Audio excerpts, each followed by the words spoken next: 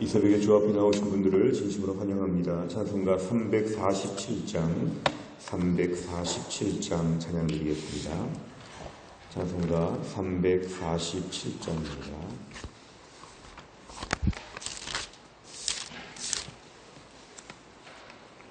찬송가 347장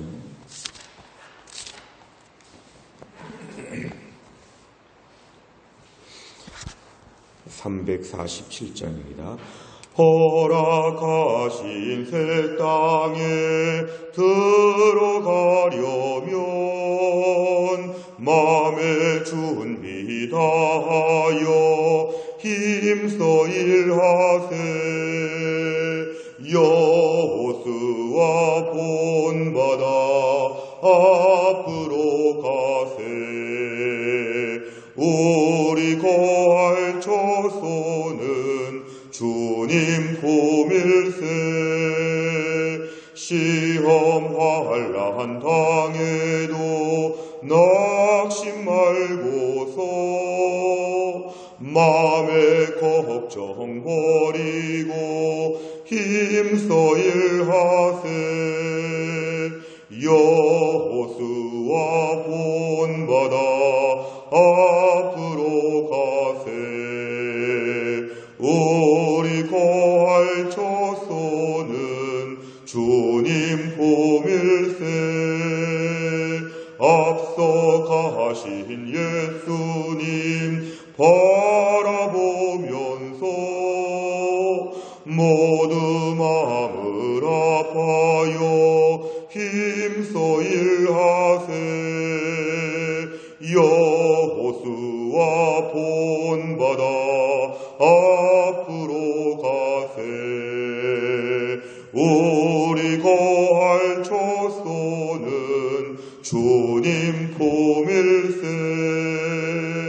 일할 곳이 아직도 많이 있으니 담대하게 나가서 힘써 일하세. 여호수아 본받아 앞으로 가세. 우리 거할 처소는 주님 품일세. 아멘. 하나님 말씀은 민수기 34장 16절부터 마지막 29절까지입니다. 민수기 34장 16절 페이지로는 255페이지에 있습니다. 민수기 34장 16절부터 29절까지의 말씀, 16절부터 29절까지의 말씀을 저 한 절씩 교독하시겠습니다. 여호와께서 또 모세에게 말씀하여 이르시되 너희에게 땅을 기업으로 나눌 자의 이름은 이러하니 제사장 엘르아살과 눈의 아들 여호수아니라. 너희는 또 기업의 땅을 나누기 위하여 각 지파에 한 지휘관씩 택하라. 그 사람들의 이름은 이러하니 유다 지파에서는 여분네의 아들 갈렙이요, 시므온 지파에서는 암미우스의 아들 스무엘이요, 베냐민 지파에서는 기슬론의 아들 엘리다시요, 단 자손 지파에서는 지휘관 요굴리의 아들 붓기요, 요셉 자손 중 므낫세 자손 지파에서는 지휘관 에봇의 아들 한니엘이요, 에브라임 자손 지파에서는 지휘관 십단의 아들 그무엘이요, 스불론 자손 지파에서는 지휘관 바르낙의 아들 엘리사반이요, 이사갈 자손 지파에서는 지휘관 아산의 아들 발디엘이요, 아셀 자손 지파에서는 지휘관 슬로미의 아들 아히후시요, 납달리 자손 지파에서는 지휘관 암미우스의 아들 부다헬이니라 하셨느니라. 이들이 여호와께서 명령하사 가나안 땅에서 이스라엘 자손에게 기업을 받게 하신 자들이니라. 아멘. 민수기 34장의 말씀은 이제 지난 토요일 저희가 묵상한 말씀은 하나님 이스라엘 자손들이 가나안 땅에 도착했을 때에 동서남북의 경계를 하나님이 정해 주셨습니다.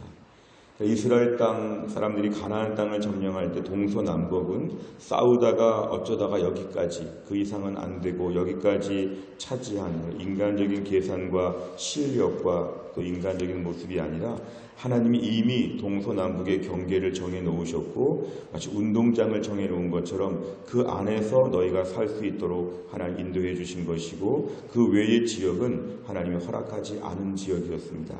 이제 오늘 16절 이하의 말씀을 보면 하나님께서 그 허락하신 동서남북의 경계 안에서 하나님은 이제 오늘 그 땅을 기업으로 나눈다 그랬습니다. 나눈다는 것은 이스라엘 12지파에게 지파별로 각각 땅을 나눠준다는 일입니다.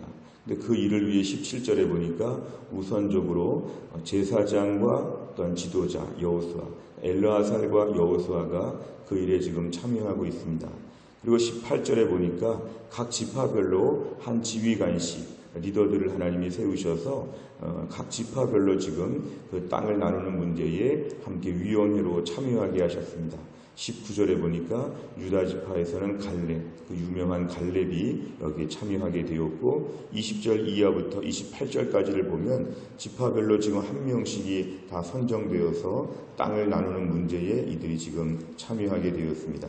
사실 이스라엘 백성들이 그동안 40년을 지나오면서 가나안 땅을 그리며 살았지만 가나안 땅을 나누는 문제는 매우 예민한 문제입니다.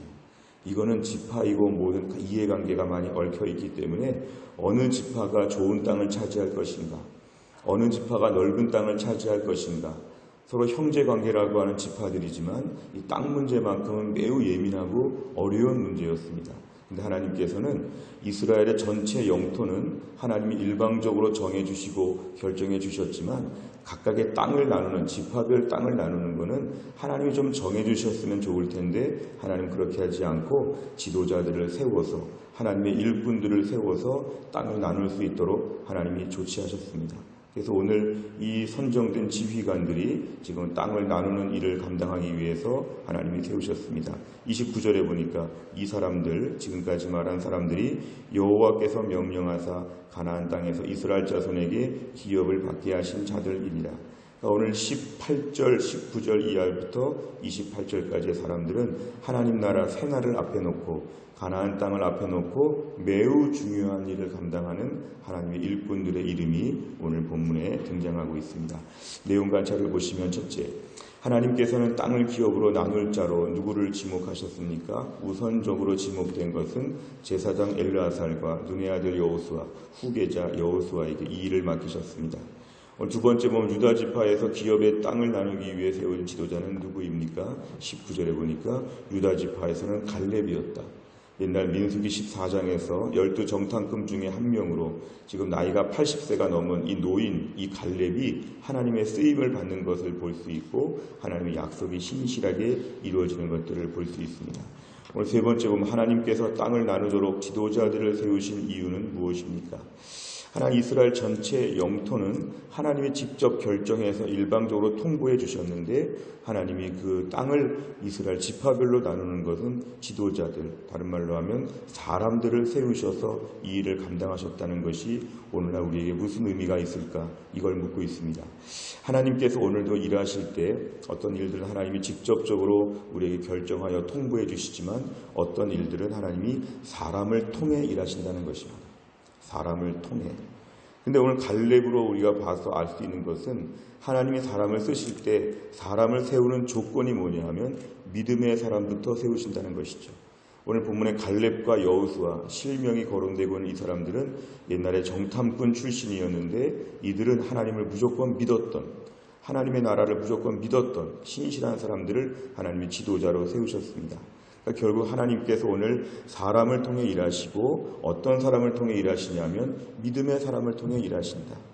오늘 말씀 우리 기도 제목은 이런 것이죠. 하나님, 우리 교회 안에서 교회의 중요하고 예민하고 어려운 일들을 결정하는 이미 세워주신 지도자들을 하나님이 축복하여 주시옵소서.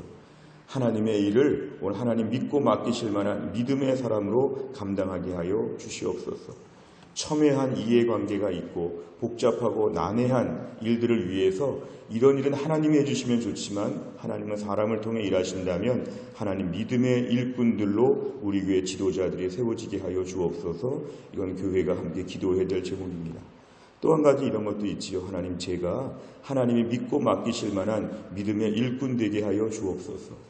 제가 교회에서 많은 일을 감당하는데 믿음이 없이 일하면 매일 다투고 불평하고 오늘 같은 날 땅을 나눈다는 것을 이해관계로 결정하게 되면 매우 어려운 일이었지요.